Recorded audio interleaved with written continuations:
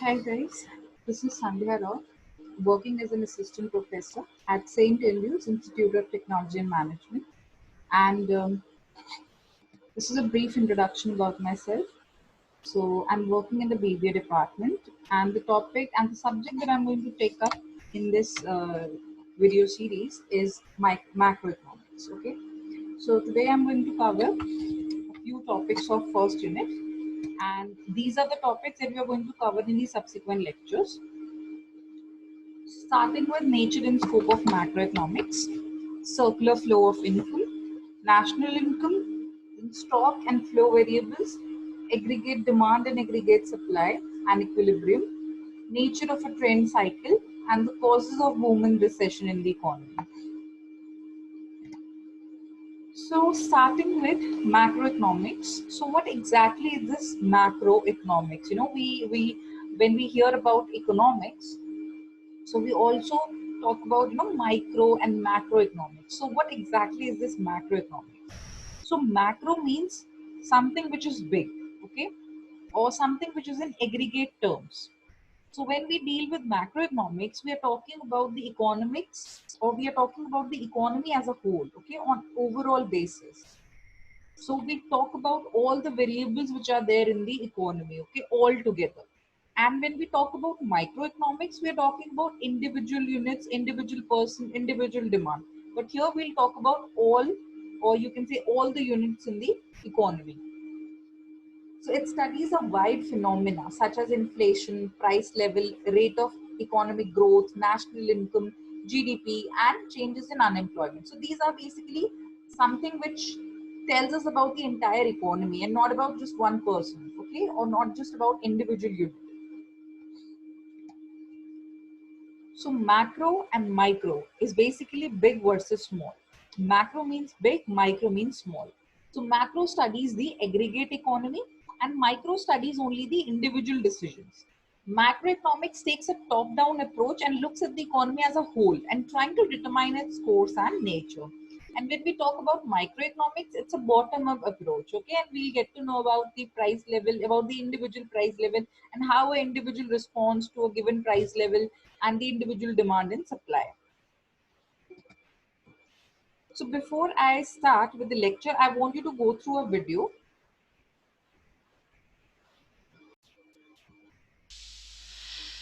Microeconomics versus macroeconomics. The study of economics is divided into two major branches, microeconomics and macroeconomics. Microeconomics comes from the Greek word mikros, meaning small. Microeconomics deals with the behavior of individual actors in the economy. It can mean one consumer, one household, one firm, or even one industry. Some questions we aim to answer in microeconomics are: if price of cars go up, what happens to consumer demand? If income levels of people increase, how will demand for meat change? So microeconomics deals with the individual parts of the economy. When you hear microeconomics, think small. Macroeconomics comes from the Greek word makros, meaning big.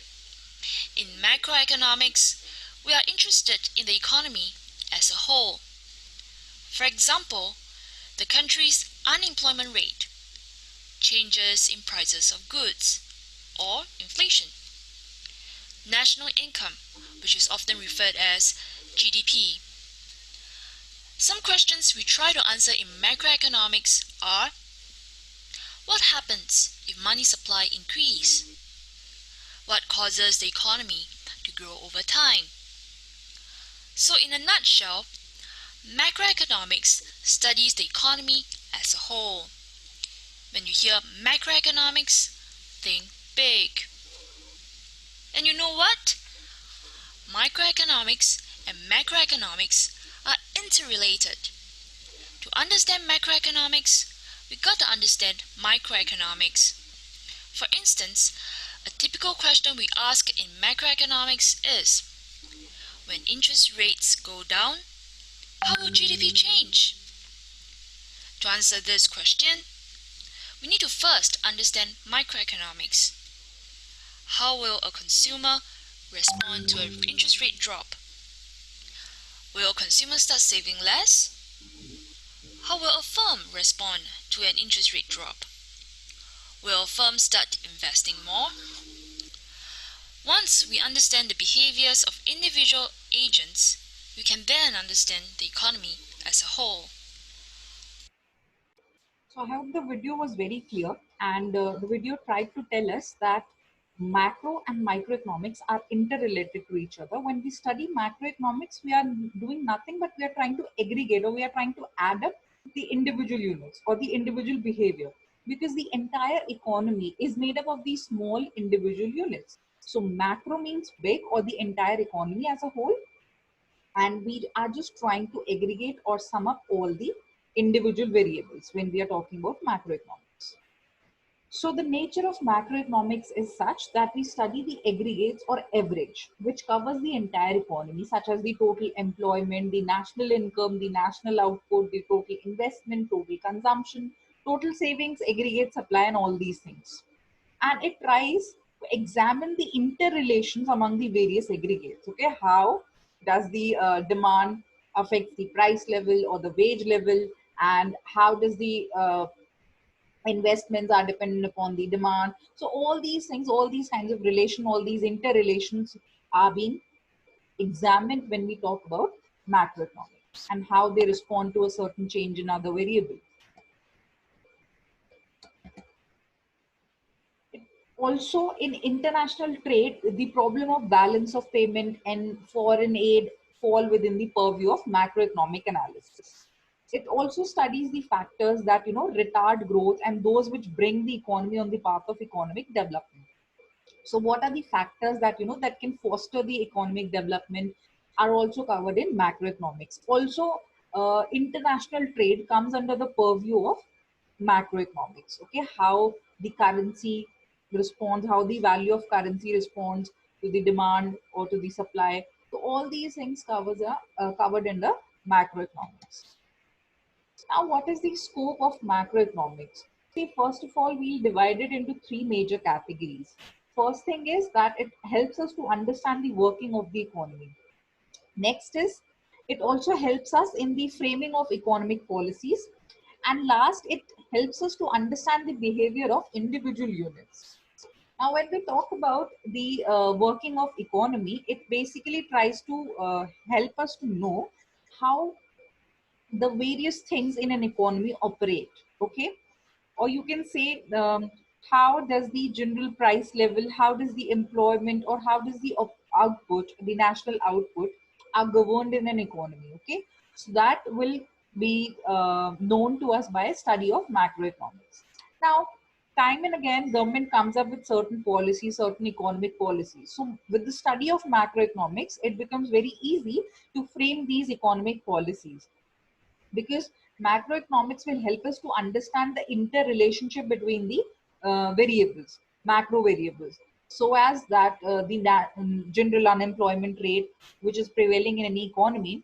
So what are the reasons behind that? Okay, so the cause and effect relationship of certain concept will be known by macroeconomics. The national income, the economic growth, what are the factors that that can foster the economic growth, or what are the different trends in the trade cycle, what are the different phases which every business have to face. Now we all know that every recession will be followed by a depression, and that will be followed by a recovery, and that will be followed by a boom period, or you can say progression. Now all these things, all these phases of trade cycle are covered under macroeconomics only. Next thing is it also helps us to understand the behavior of individual units, how the individual units behave, because macroeconomics is nothing but the summation of individual units. Okay, so it is interrelated. Micro and macroeconomics are interrelated. So that is also covered under the scope of macroeconomics. Now, before we start, there are certain terms that you should be well aware with. First thing is households. Now, what are these households?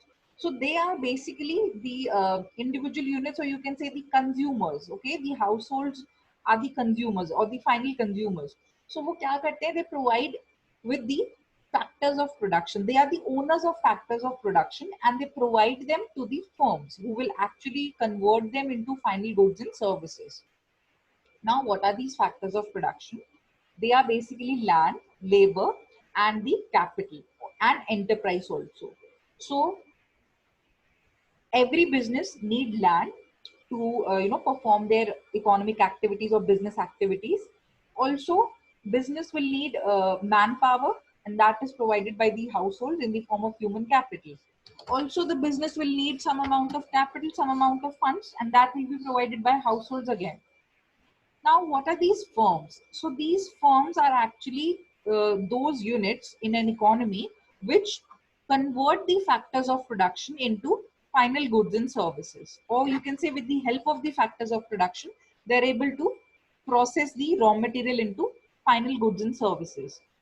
And they also make payment for the factors of production in the form of factor payment. And they will provide the goods and services to the households ultimately. Now, the next thing is government. Now, what role does a government play in an economy? Obviously, they will be framing certain policies from time to time. The next thing is they are also responsible for the leakages and injections in the economy. Now, leakages means that when the flow of money gets reduced from the circular flow, and injections means when the rate of investments rises, and you are increasing the flow of income, that is injections. So government is responsible for these injections and leakages from the circular flow of income. Now, what are these factor income? As I've told you that firms will pay factor payment for the factors of production that they have taken from the households. Whenever we are giving something, we will receive something in exchange of that. Okay, so when we pay, when we are giving factors of production, we will receive factor payment. Okay, now what are these factor payments? See, let's say when we are giving land, we will receive rent on it. When we are giving capital, we will receive interest on it. And when we are providing human capital, we will receive wages on that. And when we are providing enterprise, we will receive profit on that. Okay, so this is these are the factor payments. Now, members of the households pay for the goods and services when they consume. Okay, that becomes the income of the firms.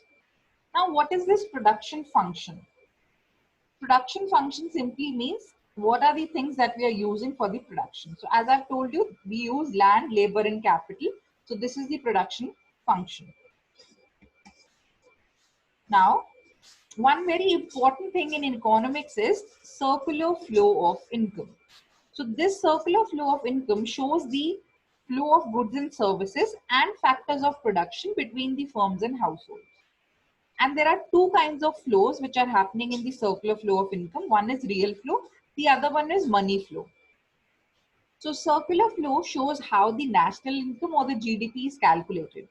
And we'll be studying it in three types: in two sector model, in three sector model, and in four sector model. So starting with the two sector model, we have assumed that there is only household and there is firm. Now with this firm and household, what are the two things which are happening between them? See, first of all, there's a movement of factor services from households to firm. If you could see, so households are giving factor services to the firms. Now what are these factor services? You can call them factors of production as well: land, labor, and capital. Now, when the firm have received factors of production, they will do the processing with the help of the factors of production, and they will provide final goods and services to the households. Okay, whatever is being produced will be consumed by the household. Okay, so now firms provide goods and services to the households. All right, now once they have received the goods and services, obviously they will have to make payment for that. Okay, so you can say the expenditure is happening from households to firms. So cash movement is happening now. Cash is being moving from households to the firm in the form of payment for the goods and services. Also, the firms will have to pay for the factor of production that they have taken from the household. So if you could see, factor income is being transferred from firms to the households. Okay, and factor income is nothing but the rent, interest, and profit and wages. So this is very simple model in which there is only household and firm. So it's very basic and very simple. Now, the next is three sector model. In three sector model, we are assuming three components: households, government, and firm.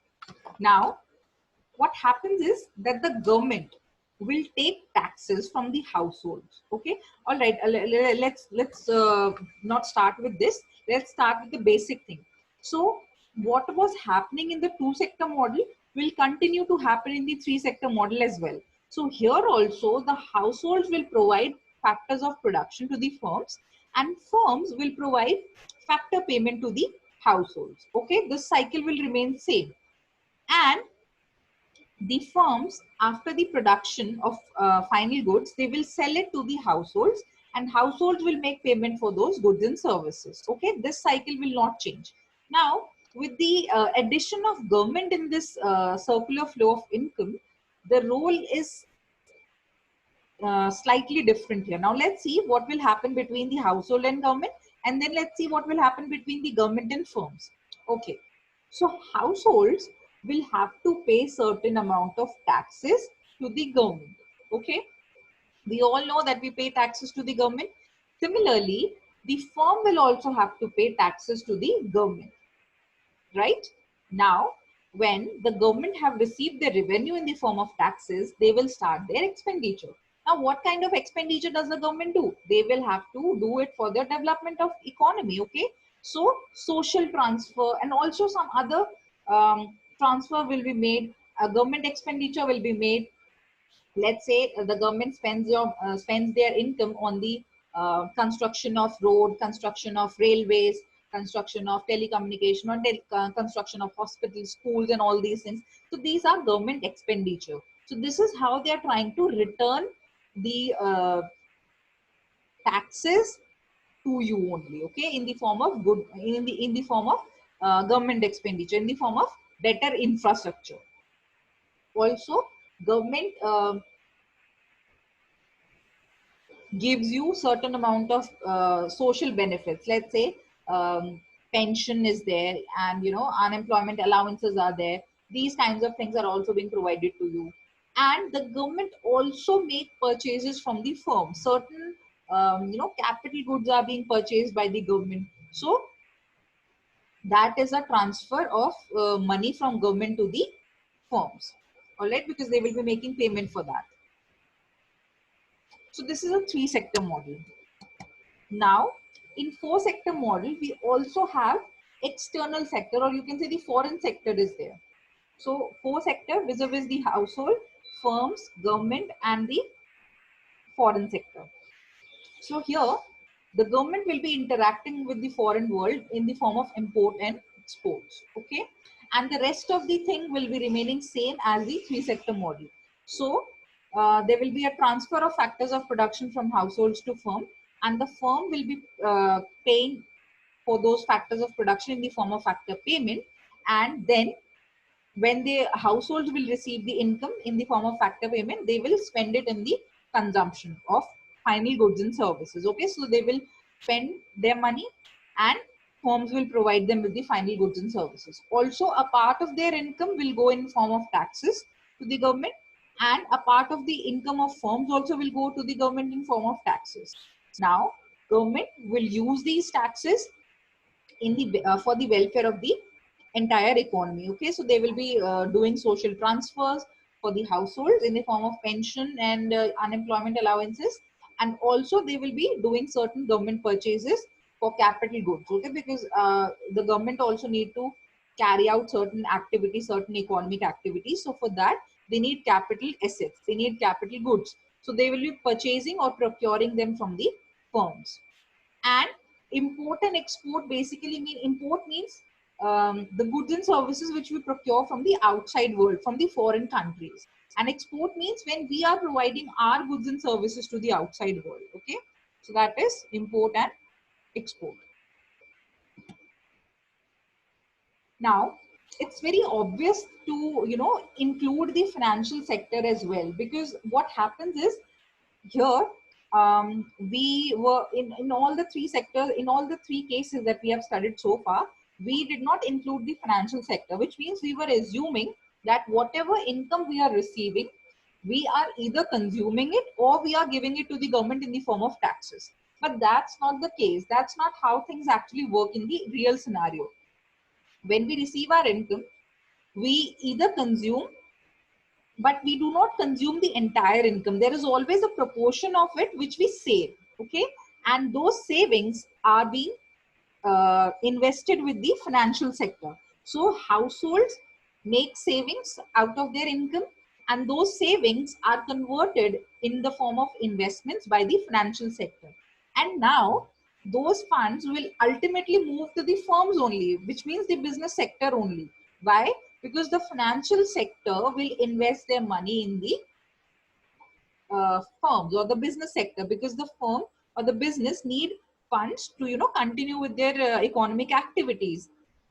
And if they are not receiving the entire amount of money from the households, then they will have to borrow it from the financial sector. So ultimately the funds or the flow has not disturbed, it's still intact, but the chain has slightly uh, the chain is changed now. Okay, so the movement or the channel of movement has changed now. It's not moving directly from households to firm, but it has been directed from households to the financial sector, and then from financial sector to the business sector.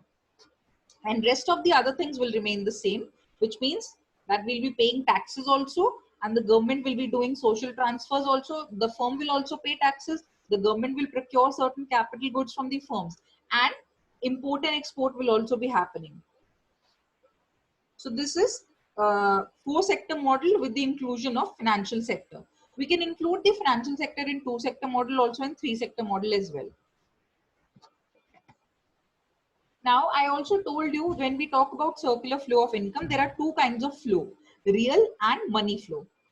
Now, real flow basically means the flow of goods and services. Okay?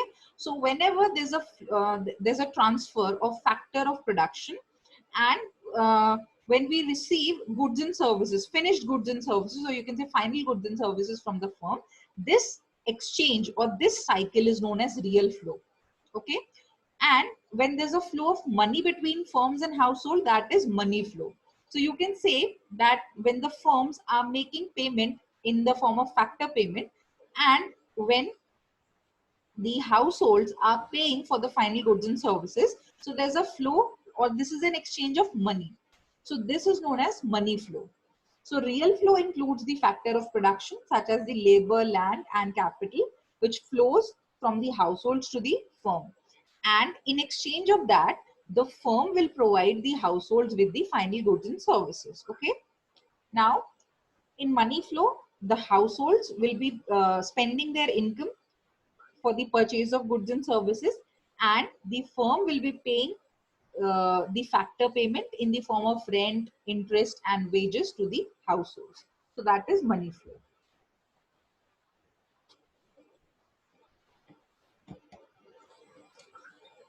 I also talked about leakages and injections. So leakages means something which is reducing the flow of income from the circular flow, and injection means when something is increasing the flow of income in the circular flow. So the examples of injections are investment, government expending and exports. And leakages are savings, taxes and imports.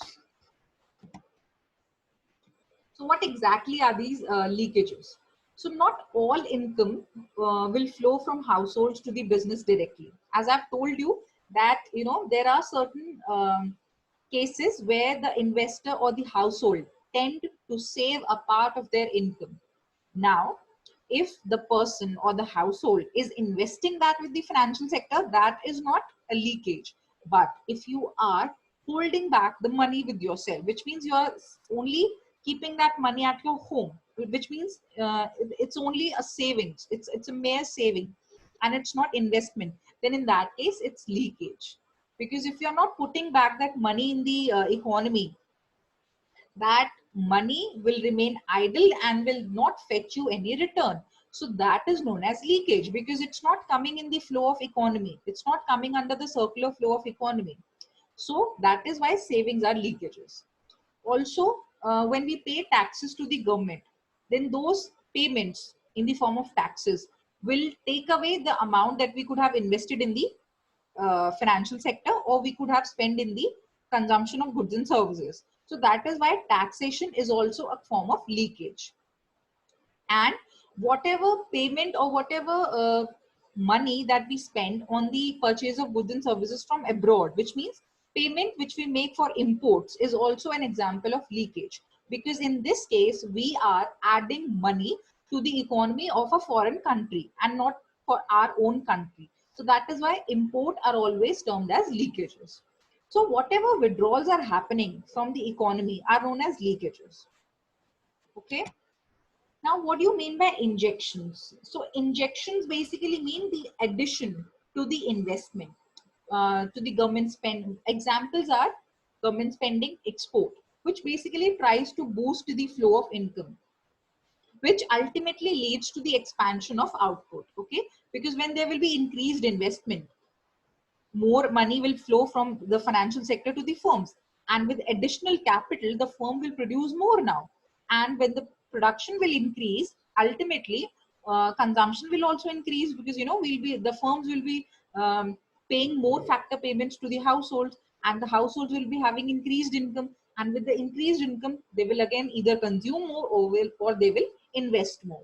So that is why investment is a form of injection. Also, government spending is injection.